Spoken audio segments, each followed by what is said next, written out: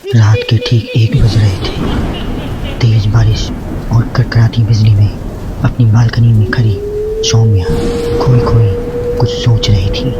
अंदर आ जाओ ना। उसके घर के अंदर से आवाज आती है। तब भी सौम्या काले अंधेरे में खड़ी होकर न जाने किसका इंतजार कर रही थी। तभी एक औरत अपने 2 बच्चों के साथ उसके पास वाले घर में एक लाल रंग की कार से उतरती है और बारिश में भागते हुए सामने वाले घर में चली जाती है। हेलो हेलो, कौन? मेरा कुछ सामान तुम्हारे पास है, लौटाओगे नहीं? आपका क्या सामान? कौन है आप? मैं तो इस घर में कुछ शिफ्ट में नहीं आई हूँ। आपको यहाँ का नंबर कैसे पता चला? मम्मी, हो सकता है जो फैमिली यहाँ पहले रहती हो ये कॉल उनके लिए हो। नहीं नहीं, ऐसा नहीं है। बाहर कड़कड़ाती बिजली और एक अनजान आदमी के फोन कॉल ने प्रीति को डरा दिया था। वो फौरन कॉल रख देती है। चलो बच्चों, कमरे में चलते हैं। मैं तुम्हें सुला देती हूँ। पर इतने अंधेरे में तो कुछ भी नहीं दिखाई दे रहा है। मम्मा, फ्लैशलाइट ऑन करो ना।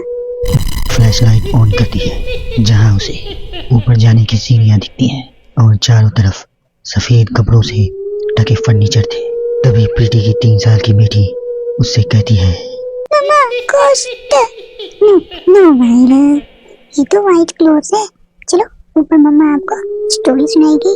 सुनिए ना आपको स्टोरी। चलो चलो चलो, जल्दी चलो।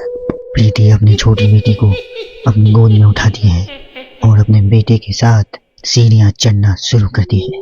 एक एक कदम उसे ऐसा एहसास हो रहा था मानो वो सीढ़ियाँ भी नहीं दलदल में कदम रख रही हो। ये मेरे पैर सीढ़ियों में धंस क्यों रहे हैं? बहुत देर चलने के बाद सीढ़ियाँ खत्म होती हैं। ऐसा लग रहा था कि मैं पता नहीं कितने दिनों से चल रही थी। जैसे तैसे प्रीति थकी हारी ऊपर कमरे में पहुंचती है। जैसे ही फ्लैश बेड पर पड़ता है, वो देखती है कि उसके दोनों बच्चे पहले से ही बिस्तर पे सो रहे हैं। मेरा सर चकरा रहा है। बच्चे तो मेरे गोद में थे, यहाँ कैसे आ गए? और वो भी मुझसे पहले। प्रीति कुछ समझ पाती उससे पहले ही वो बेहोश होकर जमीन पर गिर जाती है। अगली सुबह उसकी आंखें सूरज की रोशनी चेहरे पर पड़ने से खुलती हैं। वो बैल्कनी में जाती है, जहाँ उसे सौम्या अपने बैल्कनी में खड़ी दिखती है।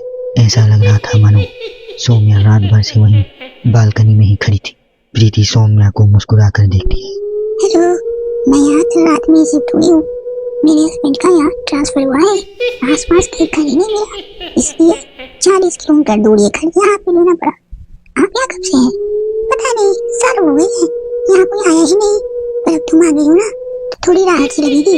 आओ ना घर पे। हाँ, क्यों नहीं, मुझे भी कंपनी मिल जाएगी। वैसे ना, कल रात मैंने यहाँ कुछ अजीब महसूस किया। मैं आकर बताती हूँ, ठीक है?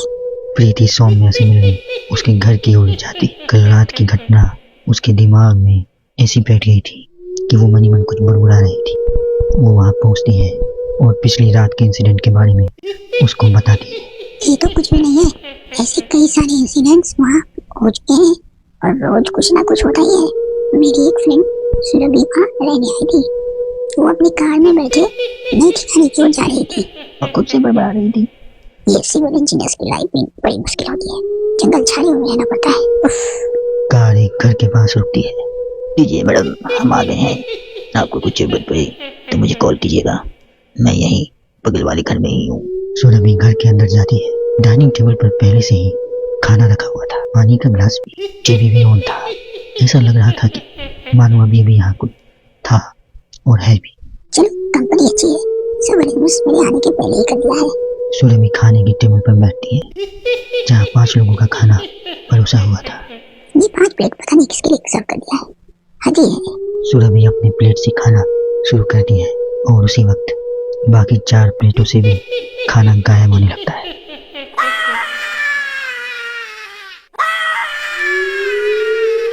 सुरभि भागते हुए अपने ड्राइवर के घर पर जाती है और वो देखती है उसका ड्राइवर जमीन पे गिरा हुआ था और फर्श पे हर जगह बस खून ही खून था और उसके ड्राइवर राहुल के मुंह से भी खून आ रहा था।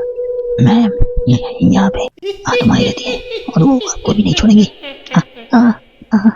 ये कहते कहते ही राहुल दम तोड़ देता है और सुबह के 11 बजे ही चारों तरफ अंधेरा छा जाता है। चारों तरफ से अजीबोगरीब आवाजें आने लगती हैं। अम्मी,